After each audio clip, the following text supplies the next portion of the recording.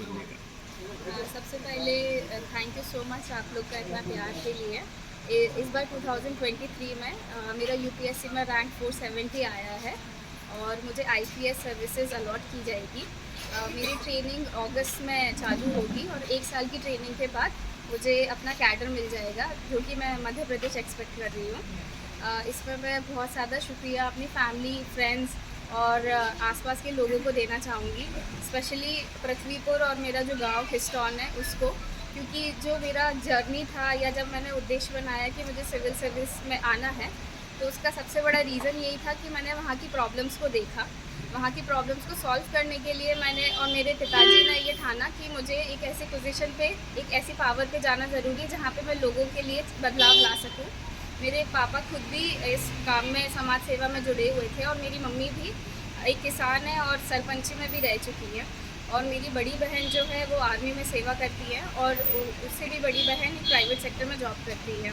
तो मेरा पूरा घर का जो माहौल बना हुआ था वो इसी तरीके से था कि हमें समाज से जुड़े रहते हुए भी समाज में बदलाव लाना है। क्योंकि निवाड़ी जिला शिक्षा के मामले में बहुत पीछे रहा है और आज भी बच्चे यहाँ इतनी बड़े चैलेंज लेने के लिए स्वीकार नहीं करते हैं, तो आपके मन में ये कैसे विचार आया कि एक आईपीएस का पोस्ट चुना जाए?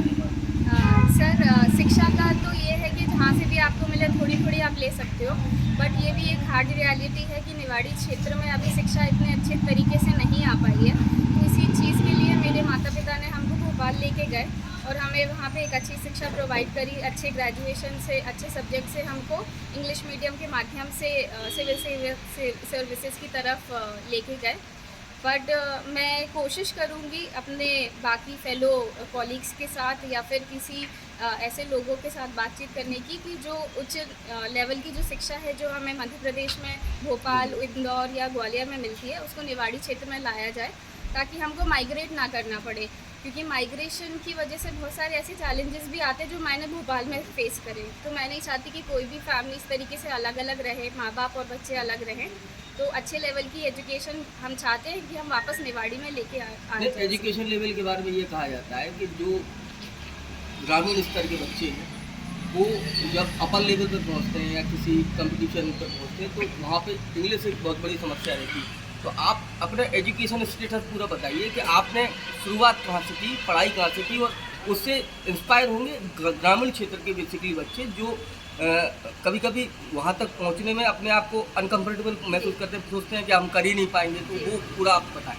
तो सबसे पहले मेरी primary education Alphonsa high school से हुई, क्योंकि पृथ्वीपुर से मैं 3rd क्लास तक थी। फिर उसके बाद मैं भोपाल गई, तो मैं वहाँ से सेंट जेवियर, जो कि एक इंग्लिश मीडियम स्कूल है, तो मैंने वहाँ से लेके 12वीं तक अपना एक इंग्लिश मीडियम स्कूल में एजुकेशन किया और फिर अपना ग्रेजुएशन भी मेरा इंग्लिश मीडियम में ही था, बीकॉम फॉरेन ट्रेड में।